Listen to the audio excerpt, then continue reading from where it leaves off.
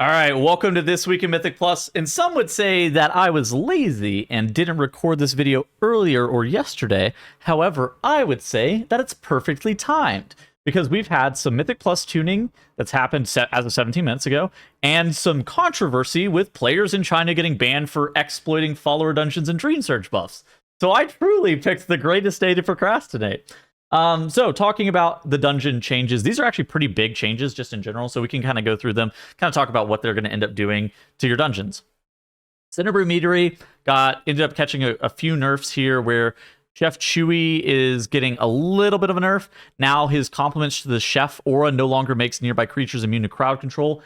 It's probably just going to end up creating them to only do 15% more damage, which is still dangerous. You know, whenever you pull that with the higher muscles, still a dangerous mob, not one that you want to pull with a bunch of other mobs, but you can now kick underneath the effects of compliments to the chef. So I think that's a good change. His missile travel time increased to 2.5 seconds, was 1.5 seconds. You could basically finish 0 casts ever. And if you're a caster, you normally kind of have like a sixth sense for like what you can cast on and what you can't. And that ability, travel time, was just really quick. Volatile keg damage by the higher muscle. Damage over time duration reduced to 6 seconds, so a little bit less damage. Bank Buzzbee's honey marinade explosion damage reduced by 48%. And then the IPA's burning fermentation damage over time reduced by 20%.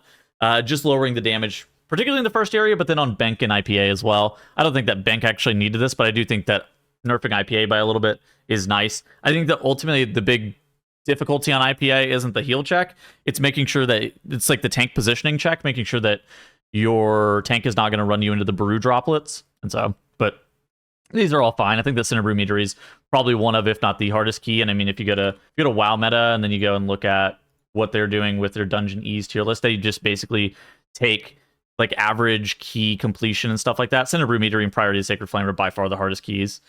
And so it makes sense that they're looking to kind of nerf Cinderbrew Meadery by a little bit. And just, you know, they're not hitting the timer or anything, but they are hitting the mobs that are hard. Because I think that Cinderbrew is a dungeon that, you know, a lot of it's on your tank. And by nerfing the damage intake by some of the mobs, I think it's going to help your tank out a lot. Darkflame Cleft. Timer reduced to 31 minutes, was 33 minutes, and now the Corridor Creeper's Creeping Shadow can be dispelled. Good change to the Corridor Creeper.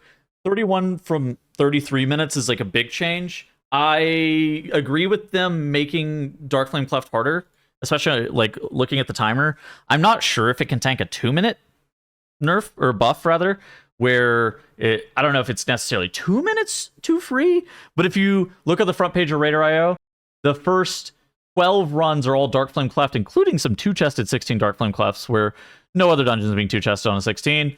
It makes sense that Darkflame Cleft's getting its timer reduced to 31 minutes, previously being 33.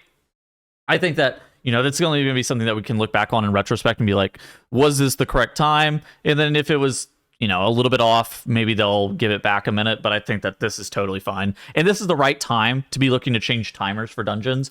Week 2 or week 3 of the season is totally an acceptable time to be looking to buff some of the timers, especially because Mythic Plus players love the replayability of the system and especially like the long-term benefits of the system. And while it might make Darkflame Cleft a little bit harder, it's fine, especially if you're doing it right now. Operation Floodgate. Swamp Face's mudslide damage reduced by 25%. That's like the ground effect that's completely avoidable. Apparently people were getting hit by it and dying. Dark Fuse Jumpstarter's battery bolt missile travel time increased to 3 seconds, was 2 seconds. This is the big circles ground effect on the Jumpstarter. It's really annoying, honestly, like especially since it puts a circle underneath all players. The best way you can deal with this mob, realistically, is by stacking up as 5 and then moving to the opposite side of the Jumpstarters. This is really annoying whenever there's 2 Jumpstarters out. And so like the last pack that's prior to the last boss, makes sense that they nerf that. Bubbles Backwash initial impact damage reduced by 20%. No complaints. I think that this is, you know, the backwash has always been a hard-hitting mechanic. By nerfing the initial impact damage, you're moving a lot of the damage into the dot as opposed to keeping it in the initial impact. This is pretty reasonable. Mechagon Workshop. Apparently, Machinist Garden, the cogs weren't appearing sometimes. And then Priority of the Sacred Flame, again, the hardest dungeon.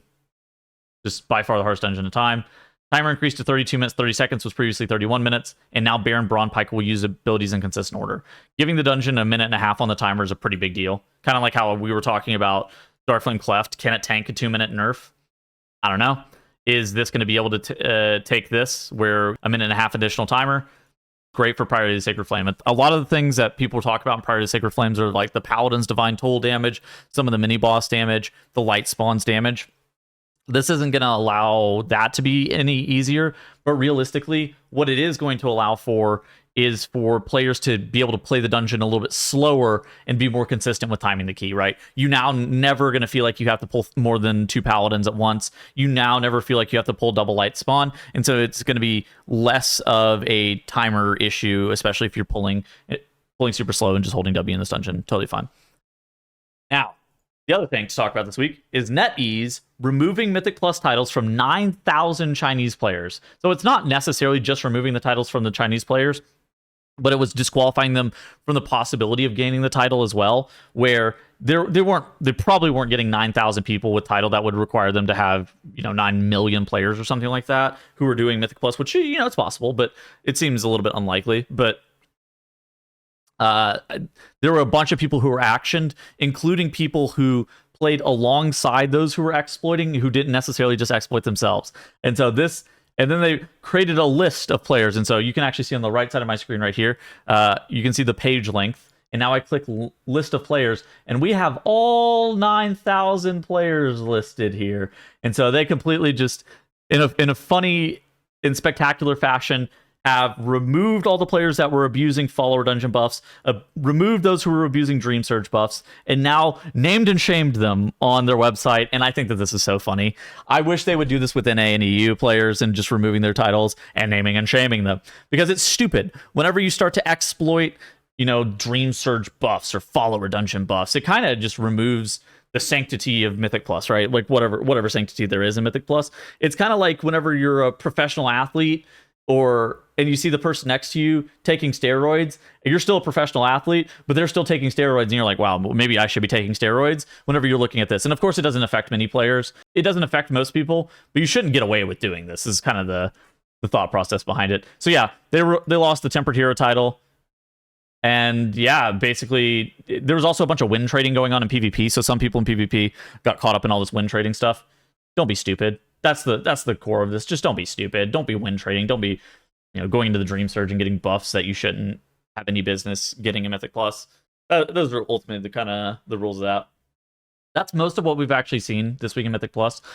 The meta is starting to still form, but we're seeing a lot of specializations being played. Unholy DK looks like it's actually being played a lot in China. Not really super popular in the West as it is in the East, but Unholy DK is quite good.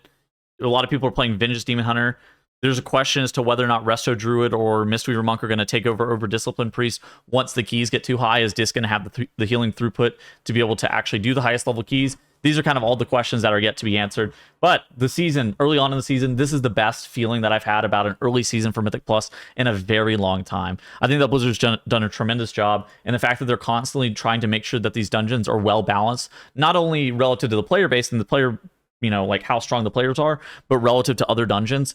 That's just good news for the players in general. It's one of those things that, sometimes you'll have dungeons that have like a 3 key level delta between one another from the top to the bottom, and that never feels good, because then you end up left with like some keys that you can't necessarily do, where being more diligent about tuning these things, especially early on in the season, kind of prevents that from happening. I think that the 2 rounds of 10% damage and health nerfs on the mobs that they've received over the course of the season as well, allowing players to more easily be able to time 10s, more easily be able to time 12s and get the 3k IO achievements, or whatever your season's goals are great for the game. And I'm super excited to see where the season goes and how it progresses. And that was this week in Mythic Plus. Goodbye.